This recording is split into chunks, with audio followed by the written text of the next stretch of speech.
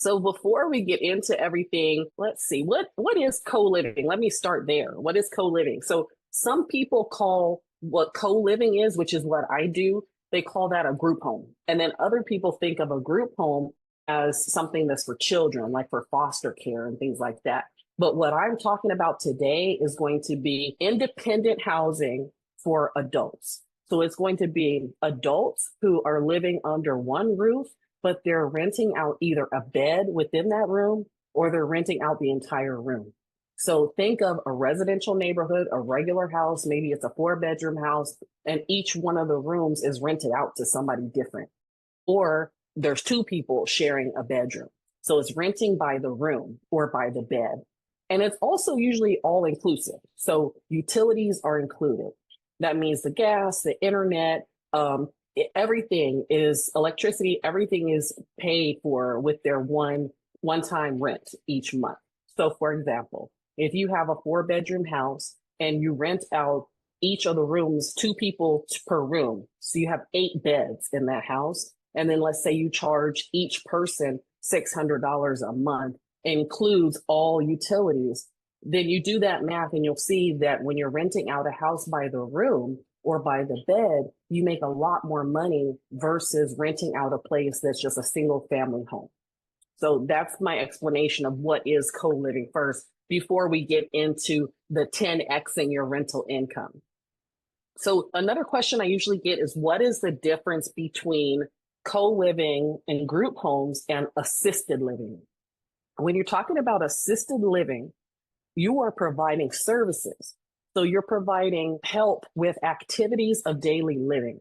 So I've gone through the training to become a certified assisted living manager for the state of Texas.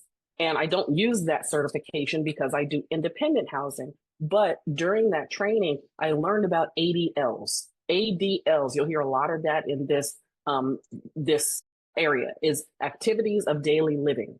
That is toileting, bathing, feeding, medication management. If you're doing any of those things, if you're providing meals, you're helping people use the bathroom and all that, that requires a license. That is assisted living. That's licensed assisted living. And when you have an assisted living facility, you get inspected. You get inspected by the state, and there are announced inspections and there are unannounced inspections. And then you also need to have caregivers on staff. You have to have a cook on staff and, provide people with their management of their medication. So maybe a nurse on staff. So it's a little bit more overhead when you have assisted living, but you can make a lot more money with assisted living. That is not what I'm going to talk about today. What I'm talking about today is independent housing. So basically just being a landlord, except that instead of renting out the entire house, you're going to rent out the house by the room. Okay, so, another question before I move on that I usually get is people want to know, what if you have somebody who wants to live at your place that needs help with their activities of daily living, with their ADLs? I can still house that person. It's just that the help does not come from my company. That help is outsourced. So a third party provides that help. That's where home health companies come in. You've heard of these home health companies where they have somebody that comes over to the house and just helps the person, like gives them a bath or something like that. That can be done and that can be arranged. It's just not under my company. And so I'm not the one being inspected. All I'm providing is the housing. And also sometimes people get what's called provider hours. So let's say somebody gets discharged from the hospital and they need a little bit of help. Their insurance might give them provider hours, which means that they have a certain amount of hours that can be paid to somebody. And sometimes it's like a family member of theirs or a friend of theirs. And that person comes over to help them for a few hours a day. Again, that's not under my business. That's that person who has the provider hours and gets that person to come over and help them with their activities of daily living.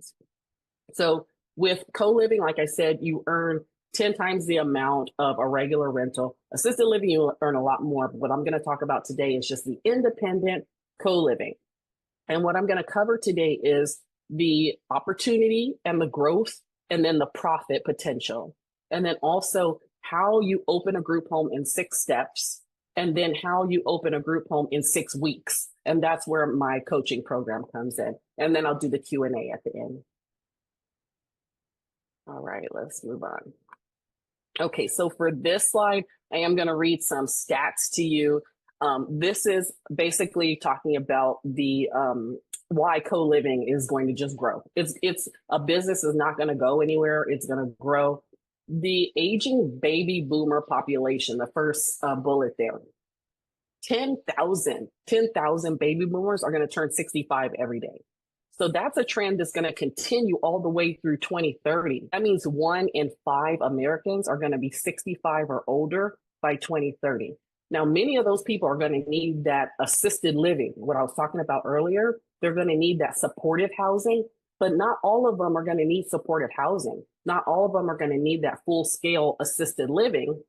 And not everybody is going to be able to afford that assisted living either, because assisted living sometimes is $5,000 per month per bed. And that might be in a shared room, depending on where they are in the country. And that's where my company and your future company comes in, when you have these independent housing where you're charging much less, but they have their own caretaker that comes in and out of the house, or they don't need any help at all. And maybe they just need that companionship of being with other people. Let's go to the next one. So the housing affordability crisis. So we all know housing is so expensive. It's ridiculous, especially in California. I live in California, and all 3 of my houses are in San Antonio, Texas. And it's because of the cost of housing. Housing is just too expensive here in California. Anyway, houses and rents are just going up and up. So a lot of people who would like to have their own place can't necessarily afford their own place. So sometimes the shared housing model is really the only affordable option for a lot of low income adults, even working professionals. Some of them are in this type of housing. I've got some people in my group homes who are not homeless people. They're working adults. They just can't afford their own place. Here's another stat for you. 55% of low income renters spend more than 30% of their income on housing. That's crazy. They're spending most of their check on their housing. So shared housing, like what I provide and what you provide, isn't just about making more money. It's also solving this housing problem. It's solving the affordable housing crisis.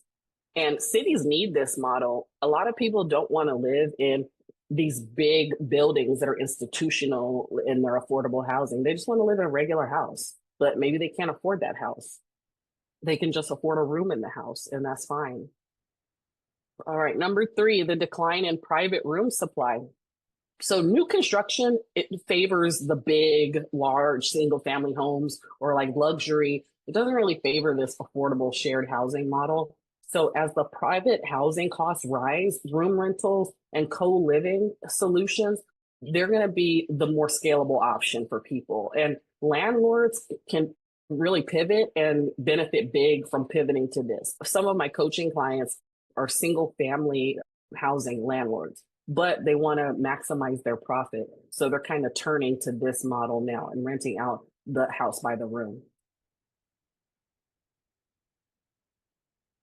All right, social isolation. I already talked about this. So some people just need to live with other people because they need that camaraderie, they need that companionship, and then also mental health.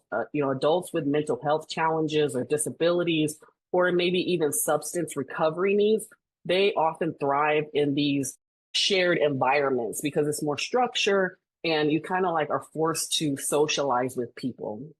Sometimes people who have these issues get in their head and they don't need to be all by themselves in their own apartment or in their own house. And so they do better in a shared housing type of co-living environment. So these group homes give them this community, not just this roof over their head.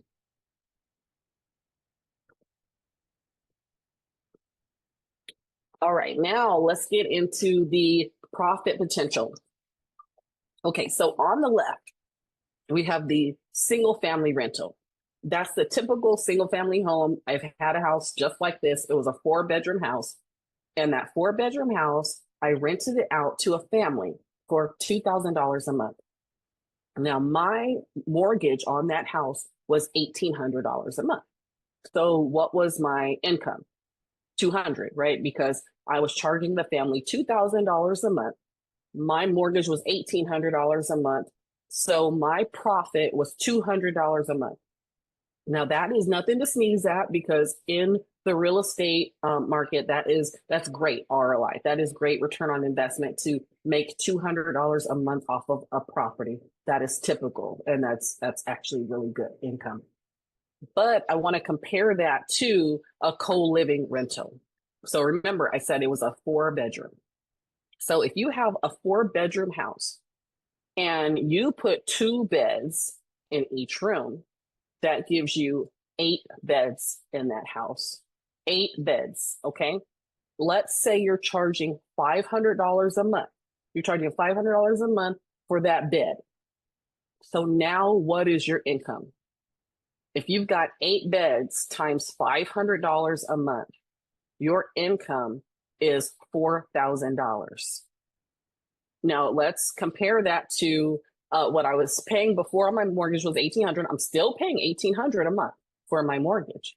So if I'm paying $1,800 a month for my mortgage, then what am I pocketing? I'm pocketing $2,200 compared to the $200 that I was making before when it was just a single family rental. So if I'm comparing 200 to 2,000, what is that? That's 10x. That's 10x. So if you're making $200 on the left-hand side versus 2,200 on the right-hand side, you have 10x your income.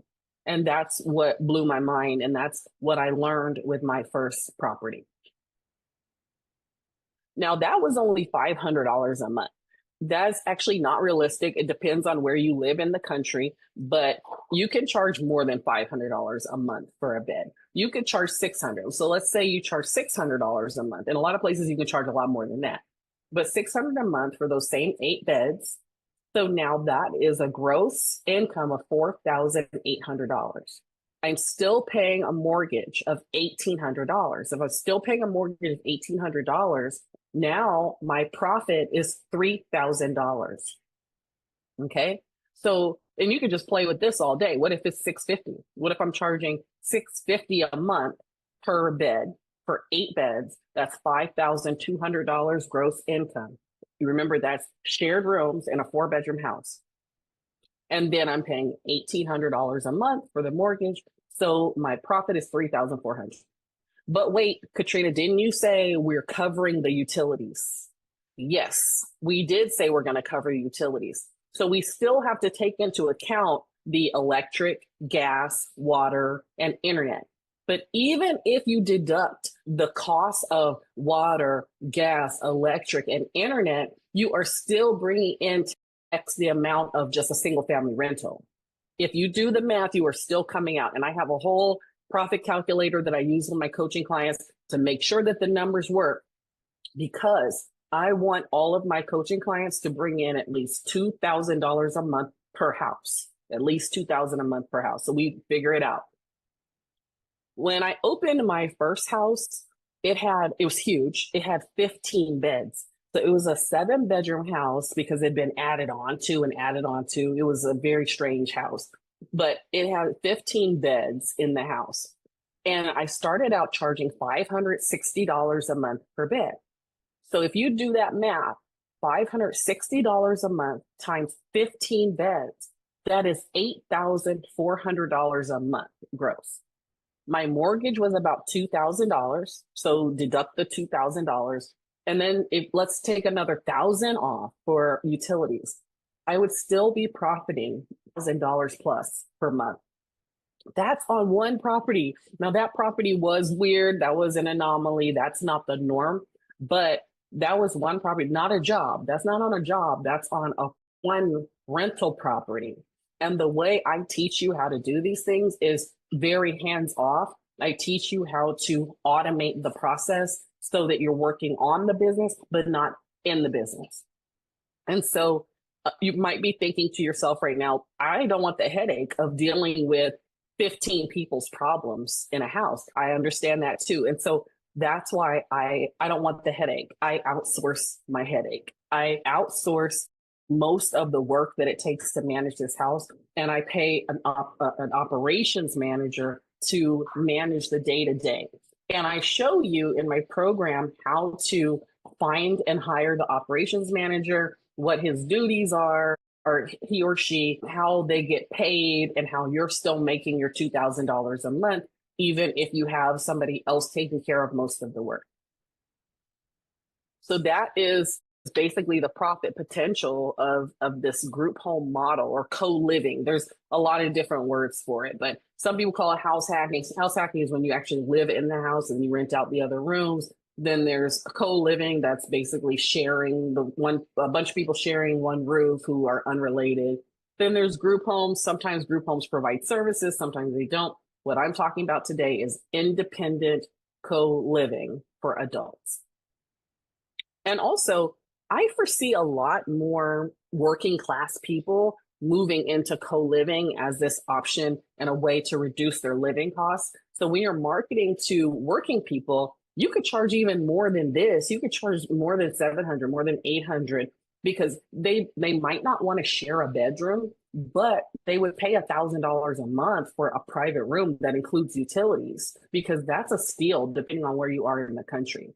And again, wherever you are, that's where you have to look at the market. And that's what I do with you in the program as well. We look at the market and see how much you could realistically charge for your space. Let's see, before we jump into the questions, I will just tell you a little bit about me. So why would you even listen to me? Hi, I'm Katrina. I'm Katrina Robinson. I have a company called Roundtable Living, and I've got 3 group homes in San Antonio, Texas, while I live in Los Angeles.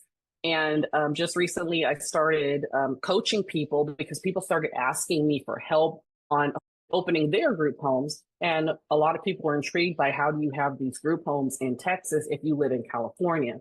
So now I have this program called Group Home on Autopilot, which is my coaching program.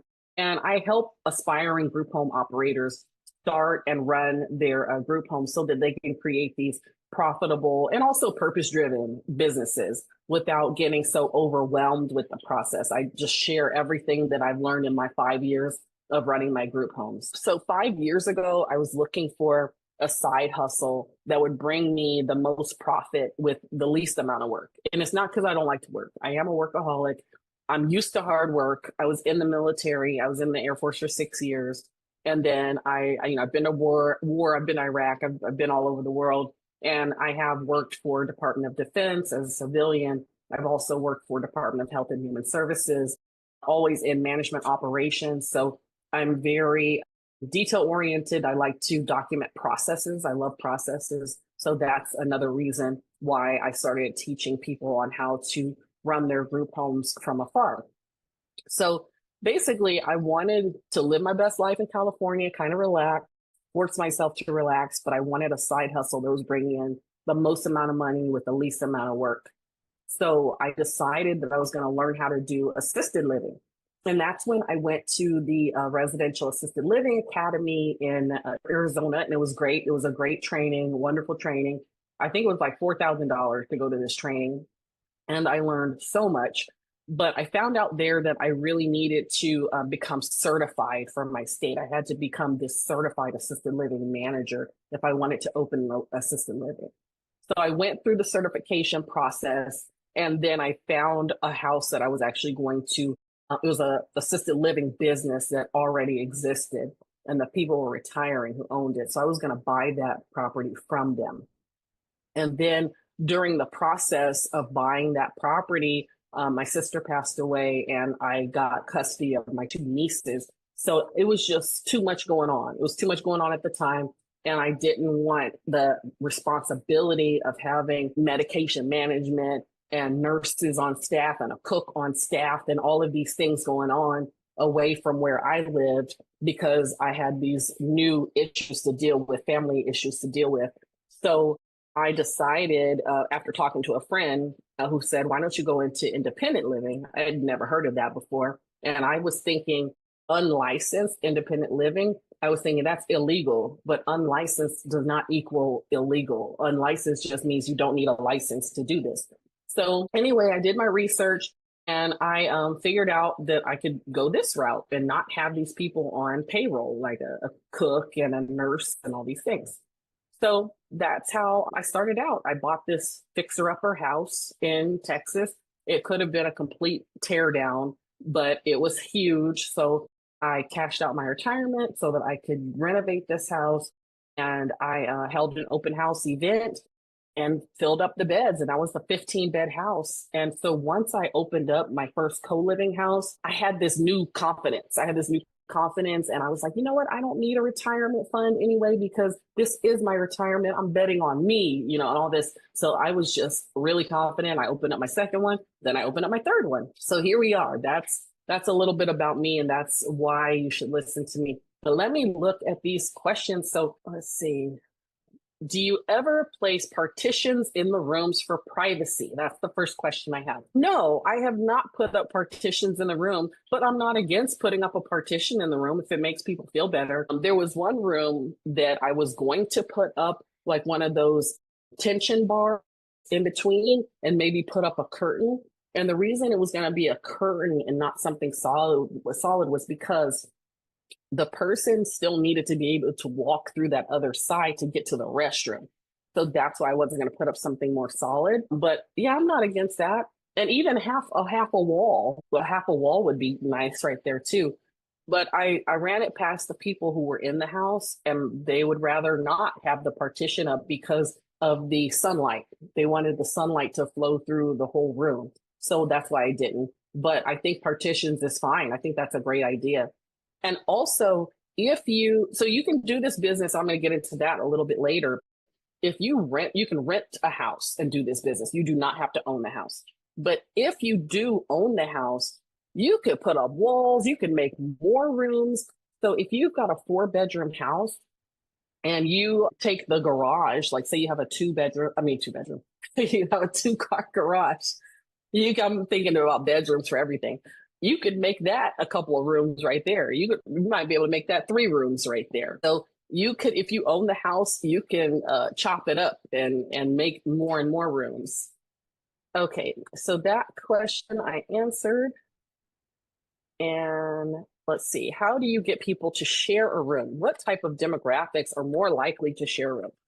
Let me tell you, I didn't think that I would be able to find people to share a room, but so in San Antonio, for example, there's a huge shelter. There's a huge homeless shelter called Haven for Hope. And this is what I've heard about.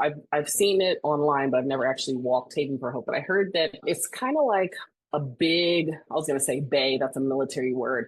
It's kind of like a big open auditorium looking space that has bunk beds. So if this person is living in a space where they are looking at 50 other people and they have bunk beds, they would much rather move to a space like mine where they're only looking at one other person. So the people who are there, a lot of times they do have money, they do have income because they have Social Security or something like that. But their Social Security might be $943 a month. And I know that number because a lot of people have that. They get $943 a month. Well, if they have $943 a month, they cannot afford their own apartment, even if it's an efficiency apartment. They can't afford their own apartment because, the apartment's going to be more than $943. But even if they found a place that was like, say, $800, which they're not going to find a place that's $800, but if they did, they also have to pay for the electric, gas, water, internet.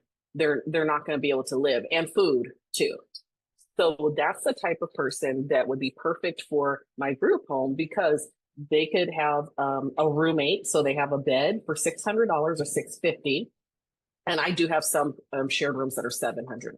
But let's say they're in a room that's $600 a month. That includes their internet, their electric, gas. It includes all of that. And then they still have that, I'm not good at public math. What is it? $343. They still have $343 for their transportation and to eat because I don't provide food. So that's the type of person who would live in a group home. The other type of person that would be great for living in a group home is someone who has a felony conviction or is on parole. Because a lot of times, apartments discriminate against people who have felony convictions or are on parole. And so I can communicate with and market to parole officers and let them know, hey, if you have somebody who's getting out of prison and they always need an address. So if they're getting out of prison, they need an address, then they can stay with me for a few months and get themselves on their feet, get a good job, etc. And sometimes they have a little bit of money coming in from like side gigs or something like that. And that's how they can pay their rent. And so because I don't hold felony convictions against anyone, this is a great place for them to live. It's someplace that doesn't hold that against them. The only type of person who I don't house is a convicted sex offender. And that's only because I have schools around the places where my houses are.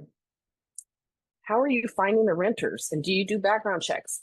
Okay, so for finding my renters, and I've got some videos on YouTube about this, but for finding my renters, I market to caseworkers. I market to caseworkers, and it's not just caseworkers. I have a whole list, which is in my coaching program, of all the different types of people to market to. And I have a video, so this is not something that's a secret, but something that I do that is very helpful in getting these caseworkers' contact information is I pay for a shortcut. I go to Fiverr, Fiverr, Fiverr.com, and I find someone who specializes, a freelancer, who specializes in lead generation. So type in lead generation and pay them like $100 for a list of 500 people in and around San Antonio who match this criteria. So now I've got these emails, and now I can email these people and say, hey, we've got affordable housing. And you can, if you have a list of 300 caseworkers, you're going to be able to fill 8 beds. You will be able to fill 8 beds if you have a huge list of people to market to. There's a lot of questions coming in. So they sign a lease. How long do the tenants normally occupy the space? Do you do month to month or year leases? So that's something that you can decide on. For me, I do month to month. I do month to month leases because my housing is transitional. I call it transitional housing. However, even though I have transitional housing, I have a guy who's been with me for 4 years. He's on a month to month, and he's been there for 4 years, and he said he's not going anywhere. That's wonderful. And now I appreciate the longer term renters. So I might start giving people a discount. Let's say 2026, I go up on my rents. I might tell people, if you sign a year lease, then you can stay at your current rate, because I like the stability of, I know this guy, he's going to be in my house for a year and I'm good on the income there. Versus, okay, this guy says he's moving out next month. This guy says he's moving out next month. So now I have 2 vacancies. So now I'm marketing. I mean, I'm always marketing. That marketing is ongoing. That's what I teach you in the program as well, how to set it and forget it. Set up your marketing for a year ahead of time and schedule it out so that you're not having to market all the time. Somebody said, what are the individual source of funds to pay for their beds? Okay, I do have private pay. Some people are private pay, which means that they have a job. They might work at Burger King or something. They have a job up the street. I say Burger King because it's across the street from one of my houses, but maybe they do little gigs here and there. But most of them are on Social Security. So they have Social Security, disability insurance, SSDI payments that come in every month, and that's how they pay their rent. You can also, and I'm going to get into that in another slide, all the different ways to get paid. Sometimes people's parents will pay for them, like say they just got out of prison or something, and their parent will co-sign the lease and make their payment for them every month. Or the person might have a slight mental disability and their parent is their power of attorney. And so the parent will make that payment again. There's different ways to get payments, but I will definitely go into that in a slide. Thank you, everybody. I really appreciate all the communication and the questions and participating. Thank you for that. All right. So your why. Okay, so going back to my little story about how I started my group home and I was betting on me and all this stuff. I know that you're on this call for a reason. You're ready to bet on you too. So maybe it's because you want more money, maybe it's more time freedom or the tax benefits of having a business or the tax benefits of owning a property. Or maybe you just truly want to help people and that's great. You know, you want to provide affordable housing for people because it is a problem and it's going to continue to be a problem. Maybe you want to leave a legacy for people. Like I bought these three houses in Texas. When I'm gone, they're going to go to my nieces who are now my daughters, you know? So maybe you want to start this to leave a legacy for your family and change the trajectory of your family by having this income, you know? And I also want you to think, what would an extra $2,000 a month do for you? Like what would that do for you? Let's talk about your life vision. If you don't have a piece of paper out, you should grab one. Like grab a piece of paper and just think, what do you want your life to look like in a year from now? And what do you want your life to look like 3 years from now? And then 5 years from now? And how could having that extra $2,000 a month change your life? Maybe you want a housekeeper. I want a housekeeper. Maybe you want to put your kid through college, you know? How could the extra $2,000 a month? That's one house, by the way. That is one house, and you will easily have more than one house once you get through the bumps and bruises of opening that first house. You're going to be like, oh, I could do another one. I could do another one. And there are people in this industry who have like 15 of these houses, like 15 group homes. I'm happy with my little three right now, and I'm really having fun with coaching my clients. So that's why I'm not opening more right now, but that's something that is coming. Okay, let's see. Oh, I have more stuff coming in. Oh, yeah, I see you, Miss J here. I don't want to work for anyone but myself. I completely get that. I get that. And at what point do you scale and open another home? For me, so I was thinking about like I'm tired of flying. So I was flying Delta to go and check on my houses, which was wonderful. I love Delta. I love Delta first class. But that's when I was living close to LAX airport. But then I moved. I moved all the way out to Santa Clarita. So now the closest airport is Burbank. And the easiest flight to go to San Antonio is on Southwest. And I was like, you know, nothing against Southwest. I love Southwest. But I was like, why I want to be on a private jet. How do I do private jet without having a private jet? There's a company kind of like Uber or Lyft, but it's for private jets. It's called Jetly. It's like Jettly or something. And it's basically like a Uber, but it's private jets. I want that. That would be nice to have a private jet to go check on my houses.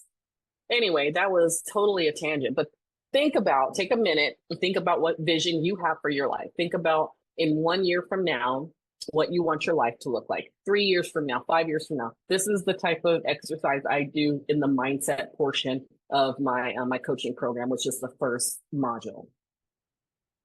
And maybe your why, going back to this side, your why, maybe it's because you have a rental property already, but it's making that measly little $200 a month that I talked about. Or once you see the numbers of the group home, you're like, wait a minute. So this is what you came for. Here's what you came for, my proven system to open and operate a profitable group home.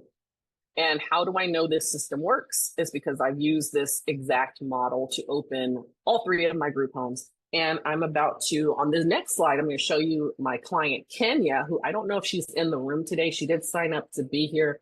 I don't know if she's here, but she signed the lease on her property during week 3 or week 4 of our coaching program, which is a 6-week program. These are the 6 steps on this pyramid chart. And she signed a lease on her property during week 3 or week 4. And she had her open house during week 6 of my coaching program. And so I'm going to show you the slide that has her open house, which last time I showed this, the music didn't work, but let's see. Let's see if it works.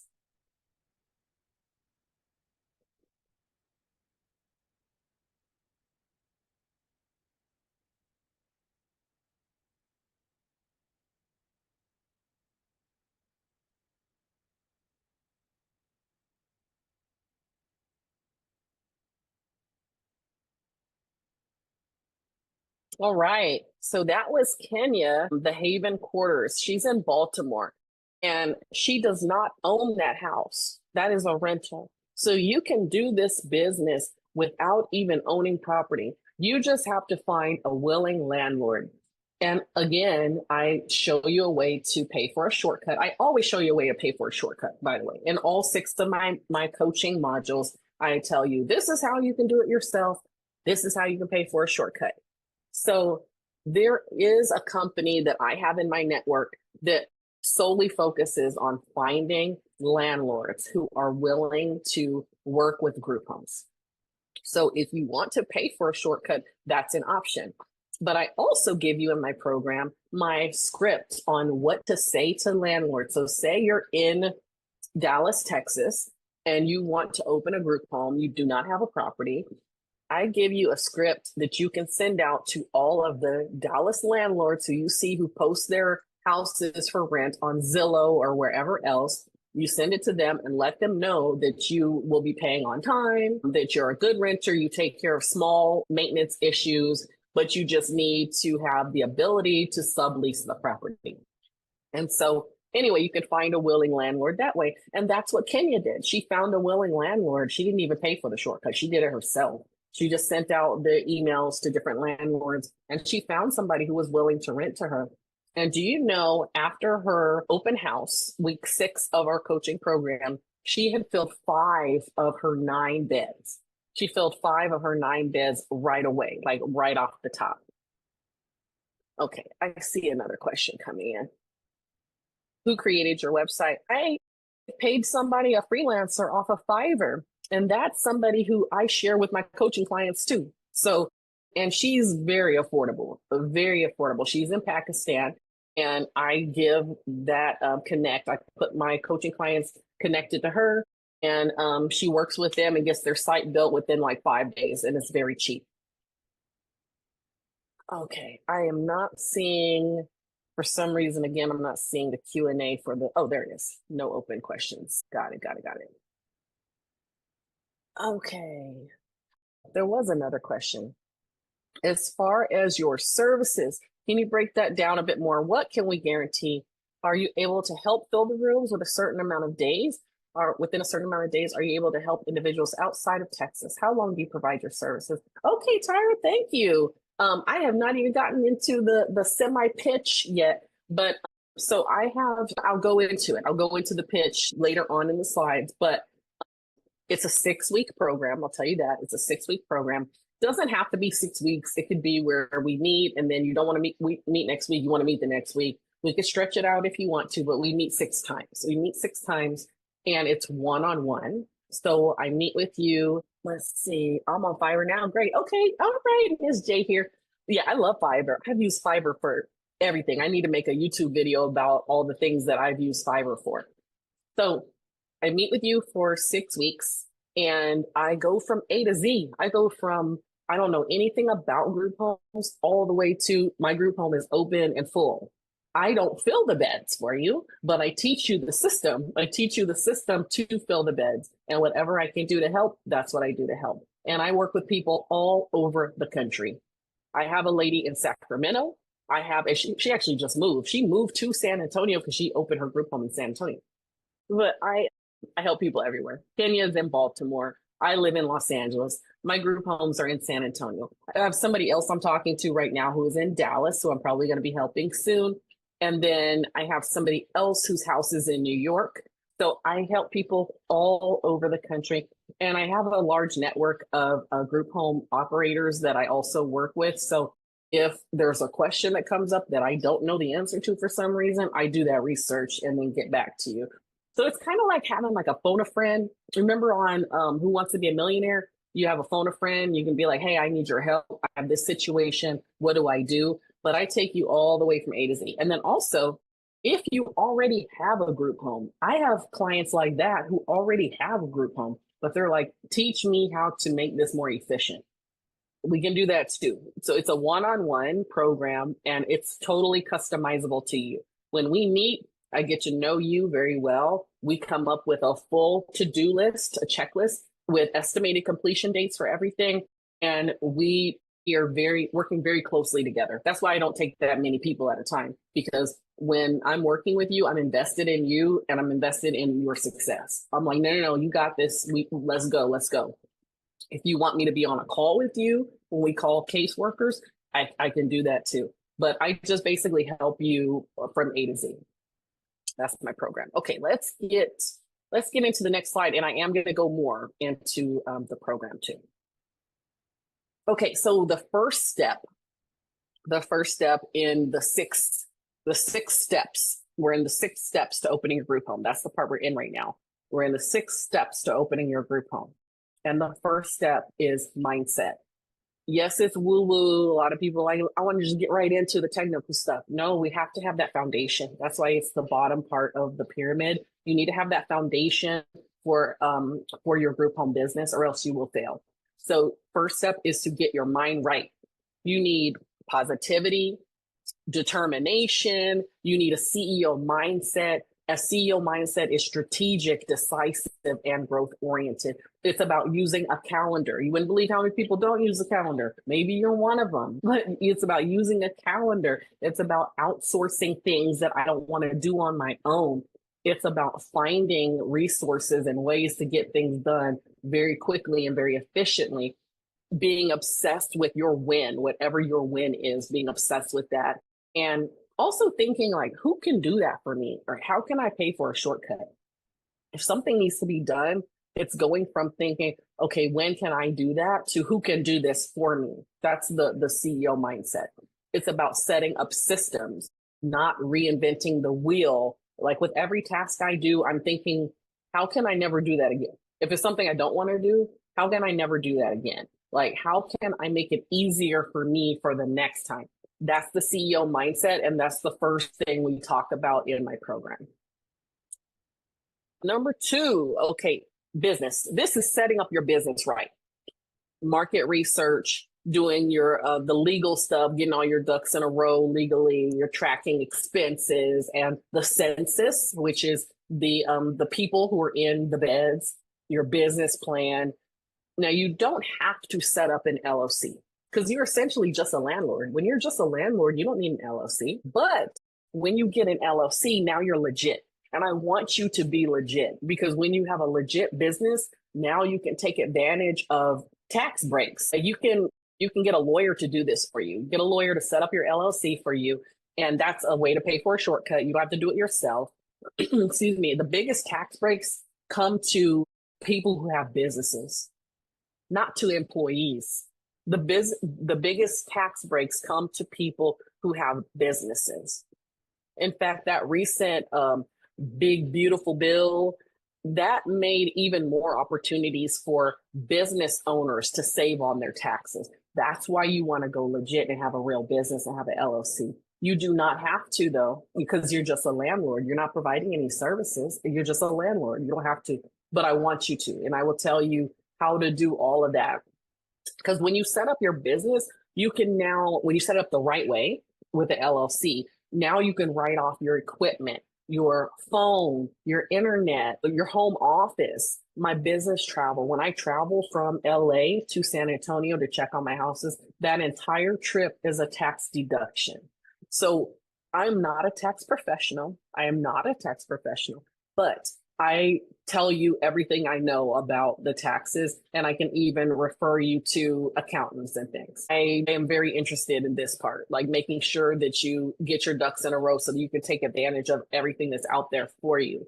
You can even deduct expenses that you're already paying for. For example, I need internet to do my business. I need internet to run my business.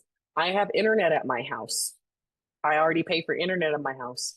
But now it's a tax deduction because I have an LLC and I have a legit business. So now my internet is a tax deduction. The internet for the whole house is a tax deduction because I'm running my business off of that internet. So you can deduct those expenses that you're already paying for. And then you can also qualify for like 100% depreciation on certain things like computers and cars.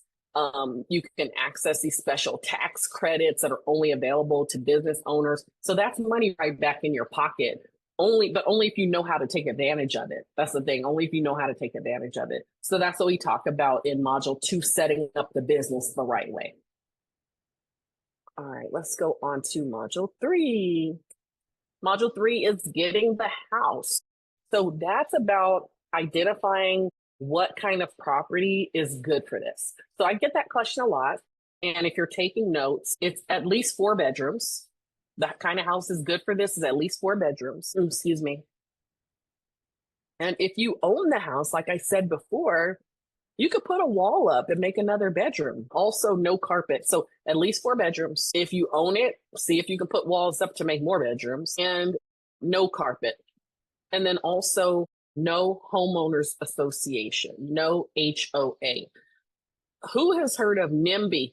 NIMBY, not in my backyard. That's what the HOA will say. Not in my backyard. I don't want that kind of place in my backyard. It is legal to have this kind of place. It's not illegal. It's just you don't want that fight. So if you do get that fight with a homeowners association, you will win the fight, but they'll make it really hard for you to make your life hard. And I just don't want you to deal with that.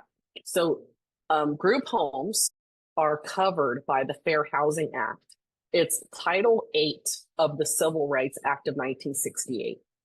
Title 8 of the Civil Rights Act of 1968 covers a lot of different groups of people. And those groups of people include race, familial status, which means that they can't say you can't have more than 3 unrelated people under that roof. No, that's illegal. They can't say that. Also age, a lot of the people that you house are going to have or be older people.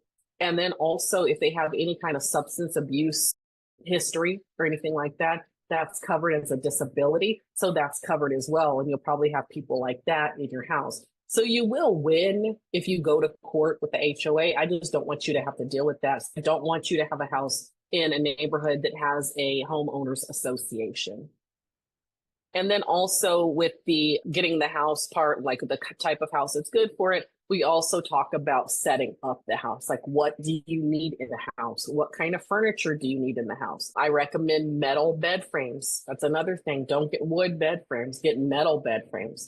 Because if for some reason, maybe somebody cuckoo puts the bed outside and it gets rained on or something, you can just spray paint a metal bed frame. And then also there are some metal bed frames on Amazon. I have a whole Amazon list that I share with my coaching clients, but there's metal bed frames that can withstand up to like 2,000 pounds. You need those kind of metal bed frames because you're going to get some people who apply to live at your house and you don't know that they are 600 pounds until they arrive and they're 600 pounds and then they're breaking the furniture. So you want to make sure that you get something that's sturdy. Also, make sure that you have the mattress protectors, the kind that zipped up, the ones that are completely encased, zipped up mattress protectors because of pests and things. And then also house rules. So no outside furniture because outside furniture usually has bed bugs. Remember back in the day, you could get a couch from outside. I'm dating myself probably. You could get a couch from outside, be like, oh, this is a good couch. You can get, a dresser that was outside. Now everything's full of bed bugs. So no outside furniture, but we talk about that also in the setting up the house, all the house rules and things. Okay, let's move on. Let me see if there's any questions before I, okay, nothing yet. Okay, good. All right, step 4. This is the most important step. Marketing is the most important step because if you don't fill the beds, then you don't have a business. You have to fill the beds so that you have a business, so you have income. So in module 4, I teach you about connecting with caseworkers, placement agents, and the people who need housing. We talk about like all the marketing materials, how to have a $50 open house event. I teach you that. And how to do 1 year of emails in 1 day. So I know that the people on Zoom can't type in the chat, which I don't like, but do you think, I want you to give me a yes, do you think you can find 8 people in your chosen city who are willing to share a bedroom and pay one low all-inclusive rate for their monthly rent? Do you think there are 8 people who need housing? 8 people in your city. Give me a yes. Give me a yes in the chat if you think you can find 8 people. And I know there's a delay on YouTube. You can put a yes in the Q&A if you're on Zoom, but there is a delay on YouTube. But do you think you could find 8 people? And I'm serious. I'm serious. Like the answer might be no, but I'll prove you wrong. But the answer might be no. Do you think you could find 8 people who are willing to share a room?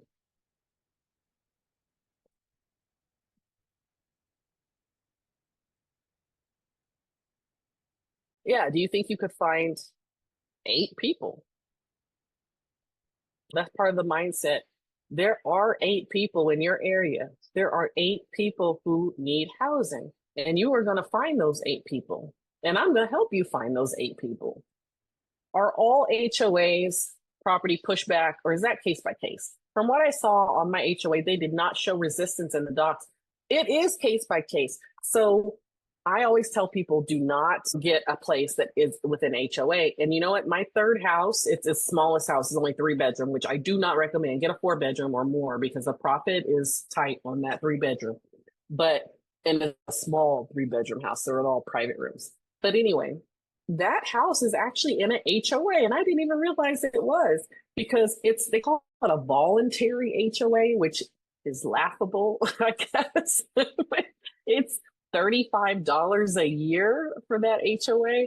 And I'm like, for $35 a year, what are y'all doing? You're not really maintaining anything. You're not doing anything. And they have not given me any problems. And they know that it is a group home. They've been over to the house. They know it's a group home. They haven't given me any problems at all. And it's in an HOA. So yeah, to answer your question, it is on a case by case. If it's the usual HOA that's all in your business, they're gonna give you a problem. Okay, marketing. So what else did I want to say about marketing? So we've covered 4 of the 6 steps. It is 5 o'clock here on the best coast. It's 5 o'clock. So we've been on for an hour. I do have a little bit more. I have to do step 5 and step 6.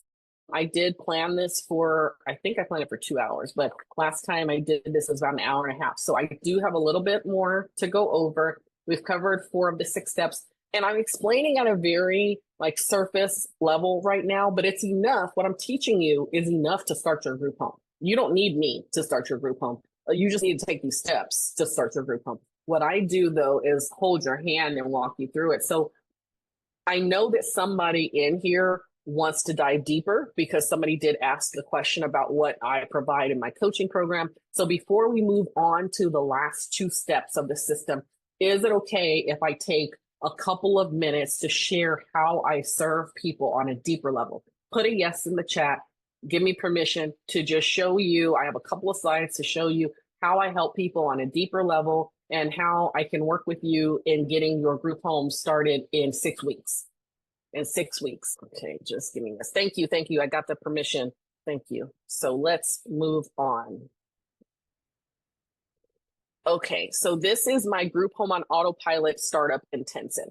And this may not be for everybody. This is not for everybody on the call, but it might be perfect for somebody on the call. So that's why I want to go into what I provide. Wouldn't all this be easier if you had a mentor, if you had checklists, if you had templates, somebody to hold your hand and also hold you accountable, somebody who's been there, done that, and still doing it? That's me.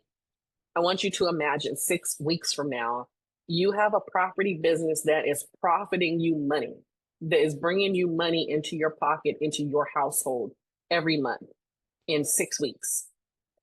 This business not only gives you money in your household, but also helps people. You're helping people with affordable housing, and you're helping the affordable housing crisis that the US is in.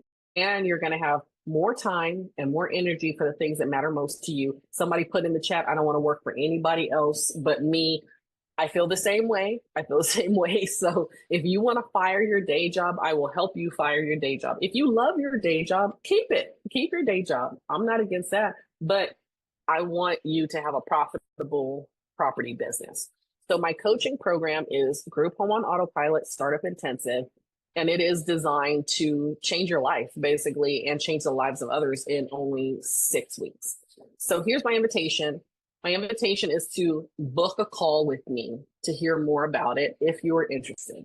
book a call. And I need to put in the chat how to book a call with me. So I basically help people open their business in 6 weeks because you need a blueprint. You need a system, strategy, structure, accountability. Most of all, you need accountability. Okay, so I'm gonna give you a little stat. The American Society of Training and Development did a study. They said if you write down your goal privately and you don't mention it to anyone, you are not likely to reach your goal. Not likely to reach your goal. But when you announce your goal to a coach or to a trusted friend, you are 65% more likely to achieve that goal. 65% more likely. Now, listen to this part. When you give a weekly progress report to a coach, you are 95% more likely to achieve your goal. 95% more likely to achieve your goal when you have to give a weekly progress report to your coach. That's me. I'm that coach. I'm that coach. Because once we get together and come up with your list, your to-do list, every week I'm gonna be like, hey, what did you do? What did you do? Did you do what you said you were going to do? Izogi, did you do what you said you were going to do? You said you were going to do X, Y, Z. I need to see X, Y, and Z. So what you get in the program is you get the startup workbook with all of, it's like 80 pages long, but it's all, everything. It's all your templates, checklists, scripts. You get personalized accountability and feedback and strategy, direct access to someone who's launched multiple group homes. You get your custom master to-do list built around your timeline and your goals.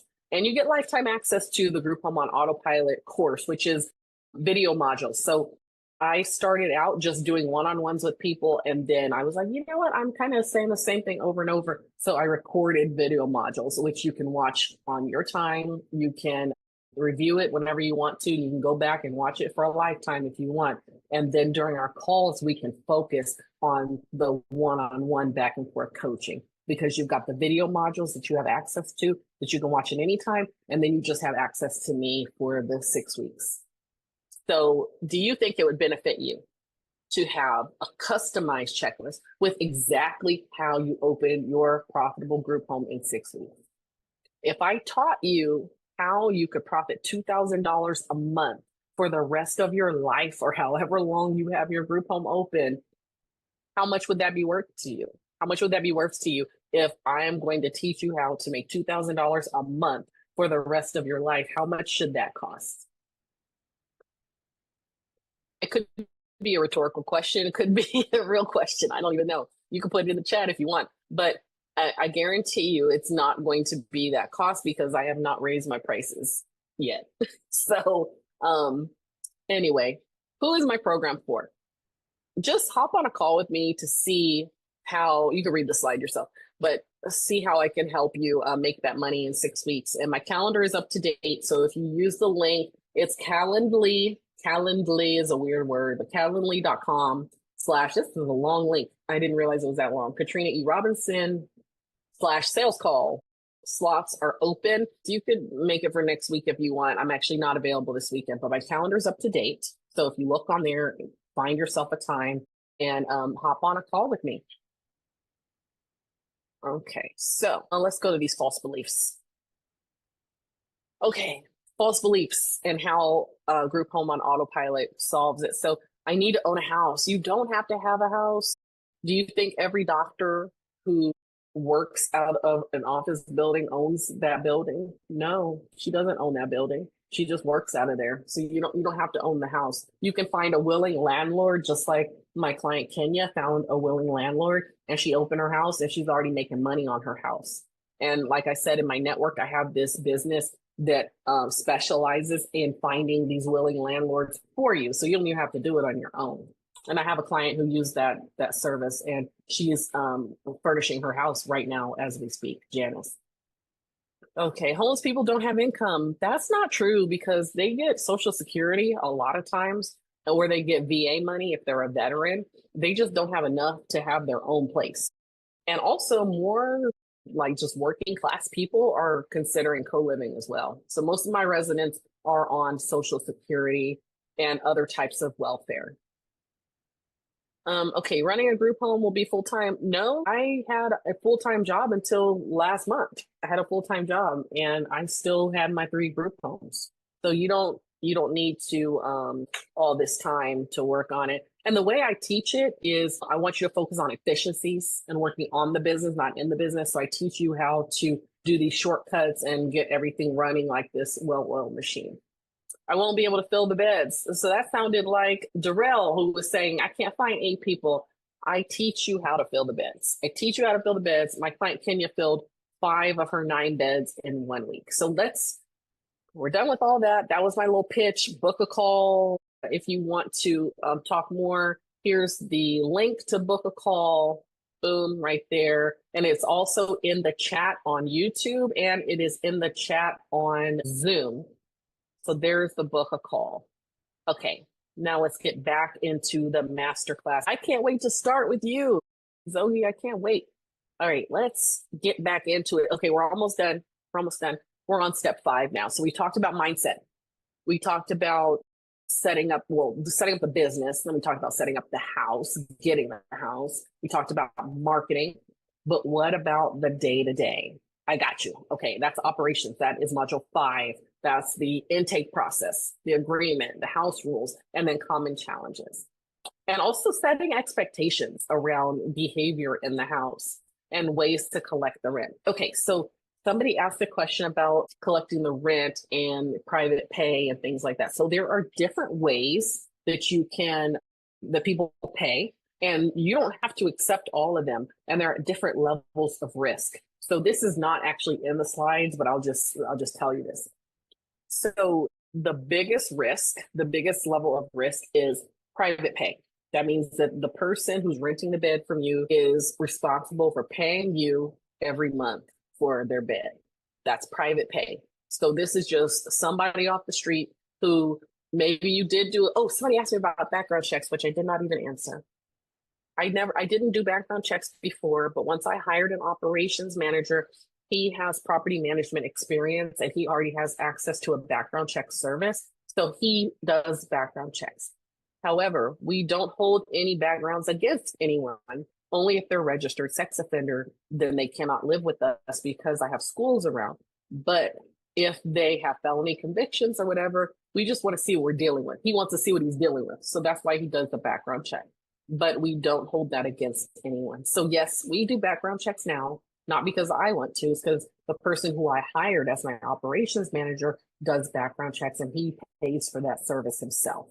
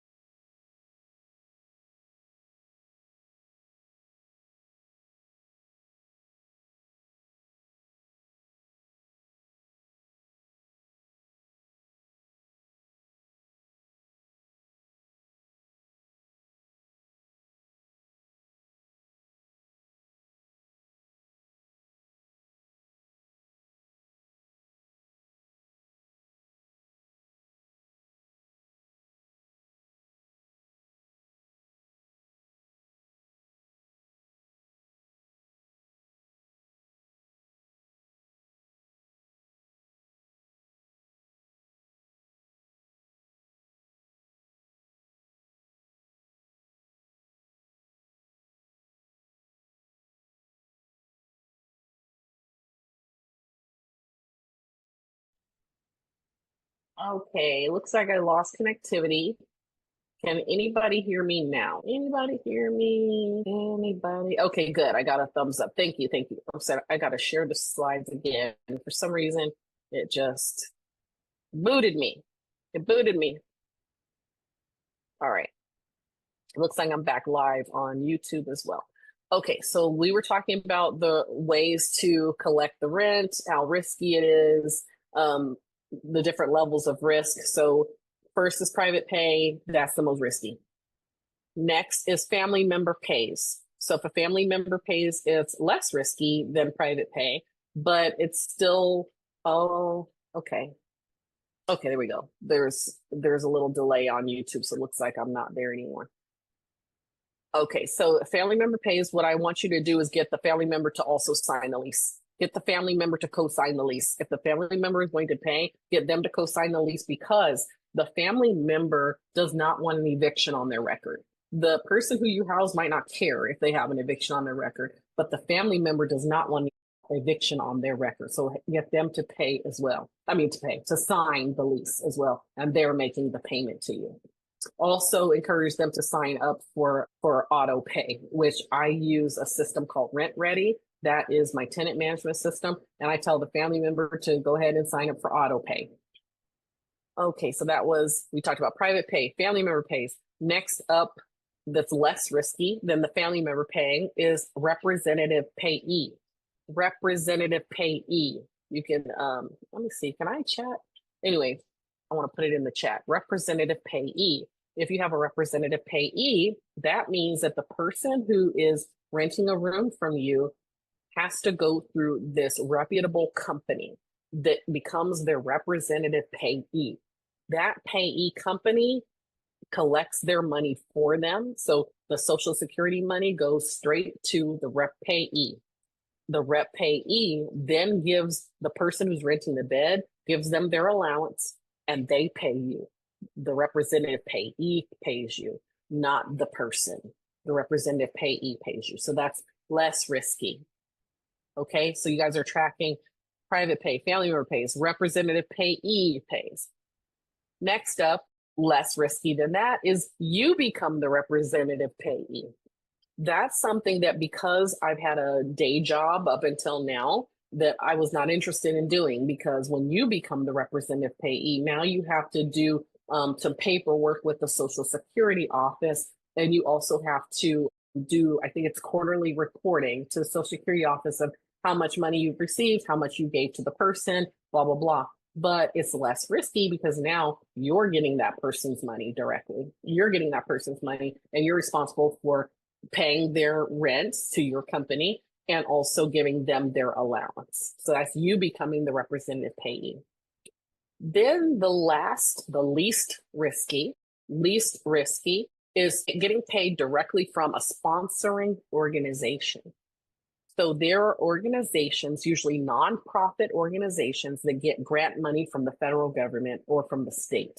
They get this grant money to help certain types of people, certain demographics of people, to help them pay for their housing, people who are housing insecure. Those companies, those organizations will usually write you a check for like 6 months up front, or they will write you a check every month for a year. It depends on what kind of money they have. So that's the least risky. I don't have anyone right now with that, but when I first opened my 15-bed house, I did have 2 people that a sponsoring organization was paying for. And that was great. That was wonderful. It was dependable. Sometimes they take a long time because of all their paperwork and stuff, but once they get through their paperwork, boom, they just give you a check for like 6 months in advance. So it's great. So again, you choose what kind of payments you will accept. Maybe you don't want to accept cash. Maybe you don't want to accept checks. Maybe you don't want to accept money orders, and you only want to accept direct deposit through auto pay. It's you make that decision, but in my coaching program, I walk you through all the different options. And then I also talk about, the house rules and just the day-to-day operations. So a way to pay for a shortcut, again, my coaching program, because I've already documented all the operations. I've documented everything, the intake questionnaire, the lease, house signs, signs to go up in different areas of the house. I've done all of that. It's all documented, and it all comes with my coaching program.